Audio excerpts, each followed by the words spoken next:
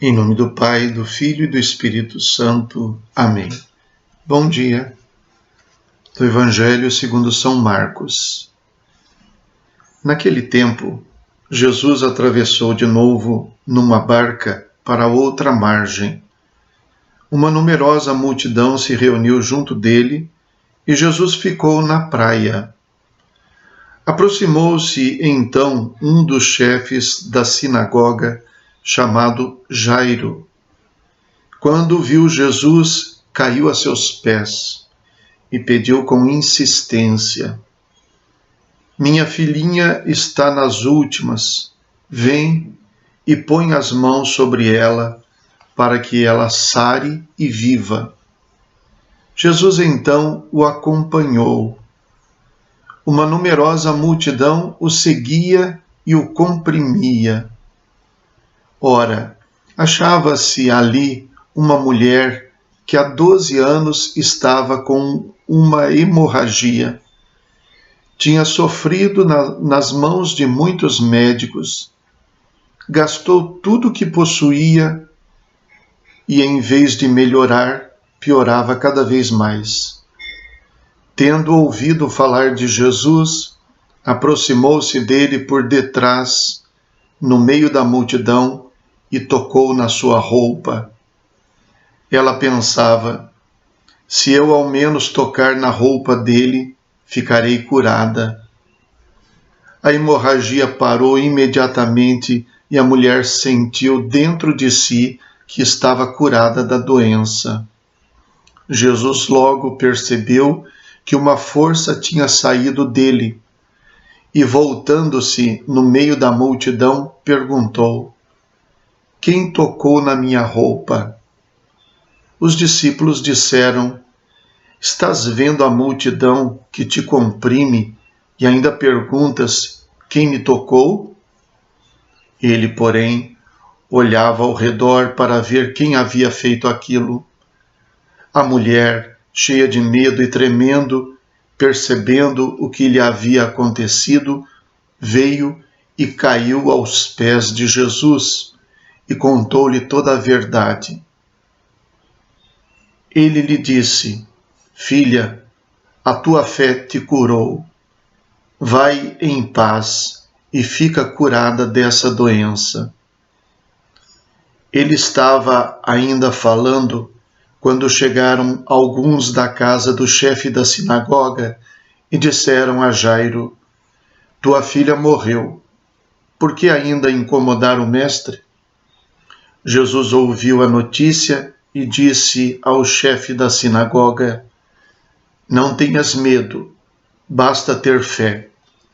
E não deixou que ninguém o acompanhasse, a não ser Pedro, Tiago e seu irmão João. Quando chegaram à casa do chefe da sinagoga, Jesus viu a confusão e como estavam chorando e gritando. Então ele entrou e disse: Por que essa confusão e esse choro? A criança não morreu, mas está dormindo. Começaram então a caçoar dele. Mas ele mandou que todos saíssem, menos o pai e a mãe da menina e os 3 discípulos que o acompanhavam. Depois entraram no quarto onde estava a criança. Jesus pegou na mão da menina e disse: Talitá cum, que quer dizer: Menina, levanta-te. Ela levantou-se imediatamente e começou a andar, pois tinha 12 anos, e todos ficaram admirados. Ele recomendou com insistência que ninguém ficasse sabendo daquilo e mandou dar de comer à menina. Palavra da salvação. Glória a vós, Senhor. Caçoaram de Jesus 2 vezes no Evangelho. A primeira, porque ele, vendo-se comprimido pela multidão, perguntou diante deles: Quem tocou na minha roupa?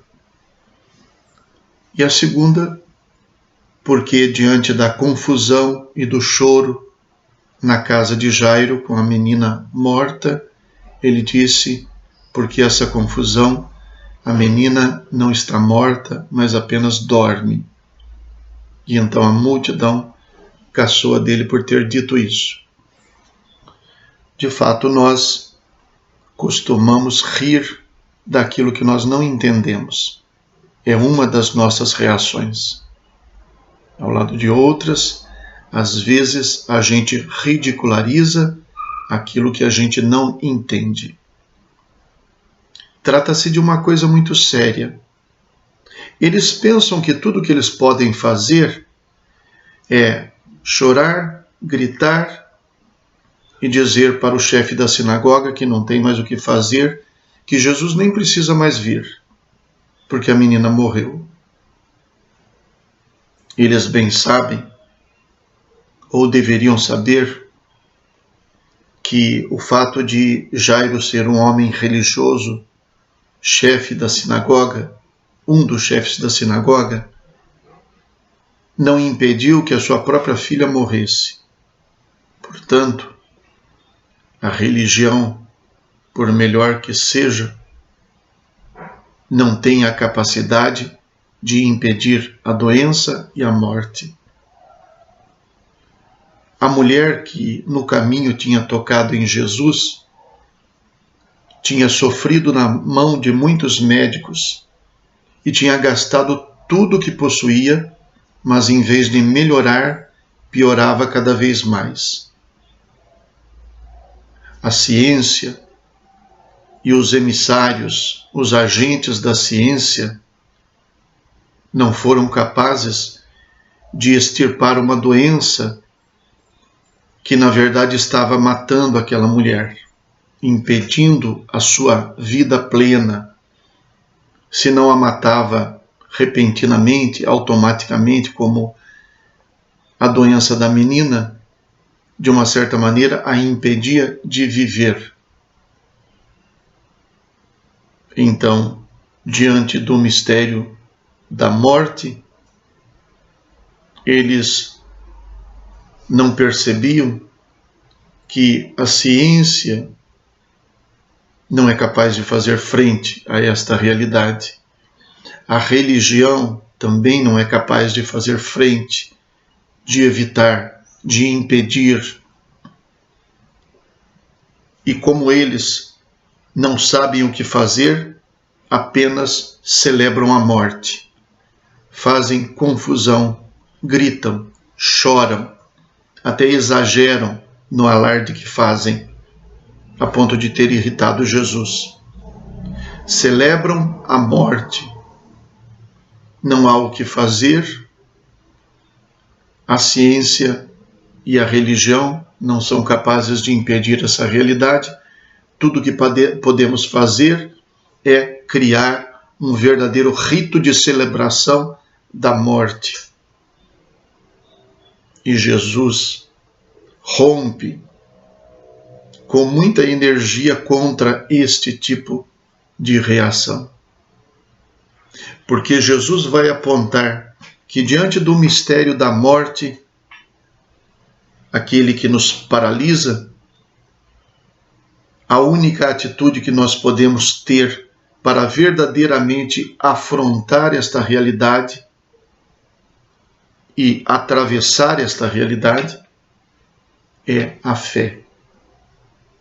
É por isso que Jesus diz à mulher: vai em paz, a tua fé te curou.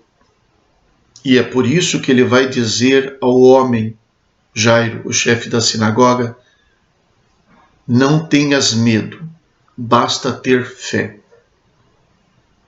Porque para aquilo que nem a nossa ciência, nem a nossa religião podem enfrentar e vencer, a fé nos une àquele que é o Senhor da vida, aquele que nos criou, que rompeu com a morte, no sentido de que antes de existir a vida,